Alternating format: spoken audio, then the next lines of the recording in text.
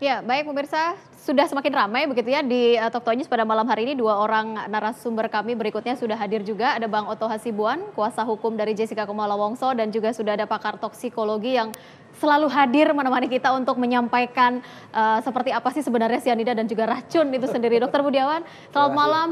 Bang Oto dan juga Dokter Budiawan, terima kasih sudah hadir. Telat-telat sedikit tidak apa-apa lah. Yang penting kita mengetahui begitu ya. Jumat biasanya memang trafiknya lumayan padat begitu ya.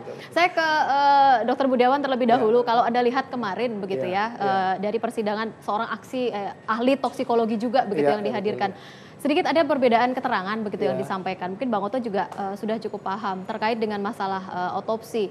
Bahkan saya ingat betul terakhir Bang Oto sempat meminta untuk menghadirkan kembali begitu ya Bang ya, supaya ada kejelasan apakah memang benar ada otopsi atau tidak untuk mengetahui racun itu sendiri.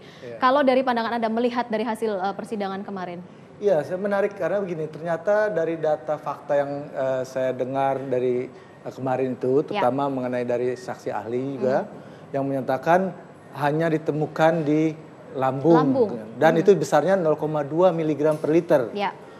Dan kalau kita bicara kapasitas lambung volumenya cuma 100 mili, artinya bahkan jadi kecil 0,02 mg per liter. Wah, itu saya pikir saya kaget juga kalau itu dinyatakan sebagai suatu penyebab kematian. Kenapa? Karena jumlah sekecil itu tidak memungkinkan orang akan mengalami kematian. Nah, itu juga suatu.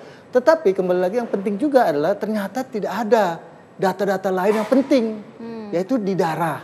Tidak ada buktinya. Di urin, tidak ada buktinya. Kemudian di limpa, tidak ada, apalagi di jaringan otak gitu.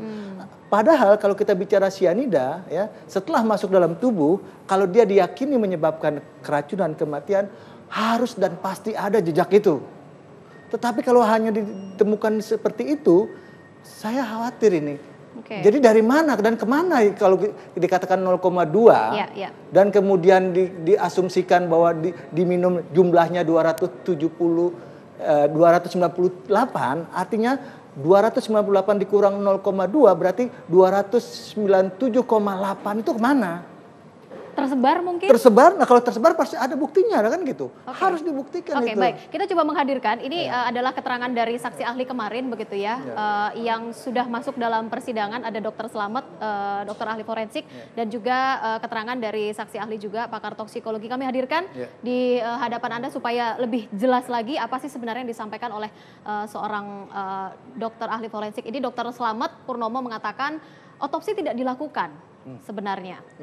Kemudian sempat menjadi perbincangan juga begitu ya, ketika ahli toksikologi mengatakan bahwa yang dihasilkan ini merupakan penelitian dari hasil otopsi, kalau saya tidak salah mendengar seperti itu. Kita tampilkan apa yang disampaikan oleh seorang pakar toksikologi yang kemarin juga menjadi saksi ahli di persidangan ke-14. Ya, ini dia Imade Agus Gelgel Wirasuta yang mengatakan korban 3 hari baru diotopsi sehingga senyawa bisa terdistribusi kemanapun. Dan ini yang membuat sianida tidak terkonsentrasi di lambung saja. Jadi begini, kalau kita bicara sianida, suatu bahan kimia yang masuk dalam tubuh dan kemudian terserap dan terdistribusi. Nah, bahan kimia pada umumnya dan memang keharusannya dia mengalami metabolisme. Artinya menghasilkan suatu produk yang spesifik. Sebut sajalah kalau sianida akan berubah dari tiosianat. Ya, tiosianat artinya suatu produk biomarker yang spesifik. Jika orang keracunan sianida, maka biomarkernya adalah tiosianida. Tiosianat namanya tadi. Dan kemudian mekanisme kerja dari sianida itu dia menghambat oksigen di darah. Di mana di situ ada hemoglobin yang mengandung zat besi. Zat besi itu terikat kuat oleh sianida sehingga oksigen tidak terikat. Sehingga orang mengalami kekurangan oksigen dan mati. Dan keberadaan sianida yang terikat dalam darah tersebut bisa dibuktikan. Dan studi-studi juga menunjukkan setelah 5 hari, setelah 5 hari masih bisa ditemukan. Artinya kalau dikatakan otopsi dilakukan 3 hari setelah korban meninggal, setelah 5 hari masih bisa seharusnya itu juga masih bisa ditemukan. Dan senyawa itu relatif masih stabil, tidak sekonyong-konyong yang saya dengar dan saya lihat di TV itu adalah kemudian langsung menguap. Tidak bisa gas menguap dalam tubuh seenaknya seperti itu. Jangan menggambarkan sesederhana itu. Tidak mungkin menguap begitu saja. Menguap tidak mungkin sebegitu saja. Dia harus ada suatu reaksi dan kemudian pembuktian reaksi itu harus dilakukan. Di mana? Di darah tadi. Ya. Yaitu kalau kita sebut saja terjadi metosianida. Ya. Metosianida ada alat untuk mendeteksi itu, sudah tersedia. Ya. Kemudian tiosianat produk itu ada di urin dan bisa dianalisa dan tidak sekonyong-konyong berubah dari tiosianat menjadi CO2, amonia, sulfat. Itu butuh waktu proses yang panjang seperti itu. Ada data penelitian yang menunjukkan ya setelah postmortem ditemukan itu bahkan sampai 21 harinya. Kita juga harus ingat bahwa sianida ketika diserap dan ada dalam tubuh dan terakumulasi atau terdapat dalam hati, maka dia 80%-nya loh. Jadi kalau 298 atau 297,8 itu yang tersisa ada di distribusi, maka 80%-nya ada di hati. Hitung saja 80% ya dari 297,8 tadi, ya. Berapa angka itu? Dan itu dalam 5 hari nggak semudah itu langsung hilang gitu. Itu yang saya agak khawatir dalam konteks itu. Iya, Bang Oto sudah mulai tersenyum, sudah mulai tertawa begitu. Apakah memang sudah menemukan titik terang begitu dari kasus ini sebenarnya, Bang Oto? Kalau Anda lihat begitu ya, ada banyak sekali perbedaan pendapat yang mungkin menurut Anda ini adalah sebuah kejanggalan sebenarnya dalam persidangan. Dan saya juga masih ingat bahwa saksi ahli begitu ya hukum pidana juga mengatakan kalau memang timbul keraguan-raguan dari hakim maka bisa saja begitu ya terdakwa ini dibebaskan begitu. Kalau dari Anda lihat dari persidangan ke-14 yang kemarin baru saja digelar, Bang Oto. Kalau kita melihat perkembangan persidangan, terus terang aja kalau data-data apa ya, kan saya ini boleh katakan hampir tiap hari ada mendapatkan email dari orang-orang yang saya tidak kenal tapi bersimpati pada Jessica. Mereka sudah, dari situ saya bisa gambarkan, mereka saja bisa mendeteksi atau melihat gambaran persidangan itu kayak apa arahnya. Jadi bahkan mereka bertanya, kalau begitu berarti nggak ada sianida dong, sudah mulai arahnya mereka begitu. Nah, tapi saya tentu nggak mau mengomentari ya. Nah, bahkan teori-teori tentang hukum pun mulai mereka bahas 340 dan sebagainya. Ada dari Jerman, ada dari Finlandia, ada juga dari NTT, macam-macam. Jadi yang ingin saya sampaikan adalah bahwa sebenarnya kalau kita melihat urutan-urutan peristiwa ini, kita kan bisa mendeteksi begini. Pertama saksi, kan alat bukti ada 5, tapi yang paling utama di sini kita lihat saksi.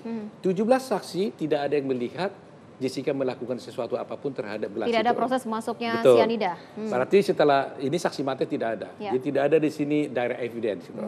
Nah, kedua kita mencoba melihat adalah ahli. Ahli-ahli yang diajukan justru melemahkan dakwaan jaksa. Karena apa yang mereka tampilkan justru against dia punya evidence. Jadi boleh katakan senjata makan tuan semua ini. Ya kan, dia ajukan bukti justru senjatanya itu menghantam dia sendiri.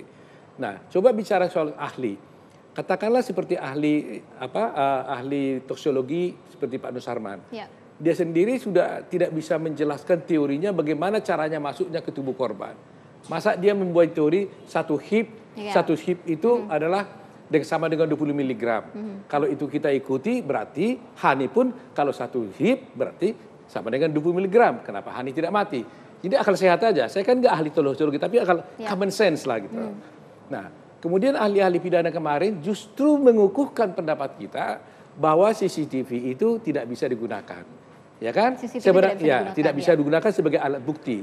Nah, sebenarnya tadinya kita simpan ini untuk pledoi. Tapi perlu diingat waktu persidangan pertama ketika CCTV diajukan, saya sudah mengajukan keberatan kepada hakim. Ini tidak bisa dipakai sebagai alat bukti. Tapi hakim bilang nanti keberatan dicatat, silahkan nanti kita lihat. Nah, kenapa saya katakan CCTV tidak bisa? Harus dipahami oleh semua orang. Kalau elektronik itu bisa masuk sebagai bukti, itu harus secara tegas dimasukkan dalam undang-undang tersebut. Contohnya, undang-undang elektronik. Itu penggunaan elektronik sudah tegas diatur, makanya boleh. Undang-undang korupsi, tegas elektronik bisa dipakai, tegas. Tapi KUHP kita, itu di dalam 5 alat bukti pasal 164 itu tidak ada pengaturannya.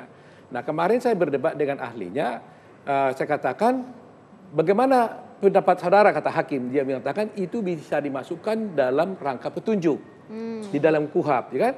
Nah, akhirnya saya katakan pasal 188 KUHP mengatakan petunjuk hanya bisa diambil. Jadi limitatif ini. Diambil dari 3 hal, yaitu dari ahli, saksi dan keterangan ahli, saksi dan surat, gitu loh. 3. Tidak ada di sana elektronik. Jadi dengan demikian, karena hukum acara ini adalah alat untuk menegakkan hukum material, jadi hukum pidana itu ditegakkan hukum acara. Hukum acara ini tidak bisa lentur. Sama dengan yang ahli itu juga bilang pertama kali bahwa untuk bisa menentukan hukum acara itu baik atau tidak harus menafsirkannya seperti apa yang tertulis. Nah, dengan demikian karena itu tidak diperkenankan dalam hukum acara pidana, maka CCTV ini tidak bisa kita gunakan. Lantas apa akibat hukumnya? Sekarang kita sudah lihat sekarang CCTV mulai dari awal sampai kemudian. Semua ahli, hampir semua ya, mendasarkan pandangannya berdasarkan CCTV. Bahkan saksi-saksi pun mendasarkan kesaksiannya berdasarkan CCTV. Termasuk kita pemirsa yang melihat pun juga berdasarkan padahal CCTV gitu ya? Itu tidak sah menurut hukum Indonesia. Artinya otomatis harus bertanyakan juga. Berarti tidak bisa digunakan lagi. Nah, kalau kita berpedoman ke sini saja, sebenarnya kasus ini sudah no case ini. Tapi ada pernyataan juga dari saksi ahli kemarin yang menyatakan kaitannya dengan motif nih. Tadi saya sudah tanyakan kepada pakar hukum pidana begitu ya. Ada begitu kuat menanyakan bahwa ini apa sebenarnya motifnya. Dan di sini juga Anda mengatakan bahwa ini harus ditemukan terlebih dahulu motifnya. Namun dipatahkan begitu apa yang menjadi pernyataan Anda. Begini. Harus kita pahami dulu story-nya kasus ini kan. Dari perjalanan kasus ini kan kita sudah lihat. Jaksa ini kan sudah tidak bisa membuktikan tentang motif. Ya ini kita harus tahu dulu nih. Jaksa tidak bisa membuktikan motif. Pertama, Natalia sebagai saksi forensik itu ahli yang diajukan oleh jaksa mengatakan bahwa Jessica setelah diperiksa 6 hari dengan menggunakan 2 alat teknologi yang mutakhir, ternyata tidak terbukti dia itu pernah menyatakan atau punya perasaan benci kepada Mirna. Bahkan hubungan mereka baik-baik saja dan tidak pernah sakit hati. Itu saksi yang diajukan oleh jaksa.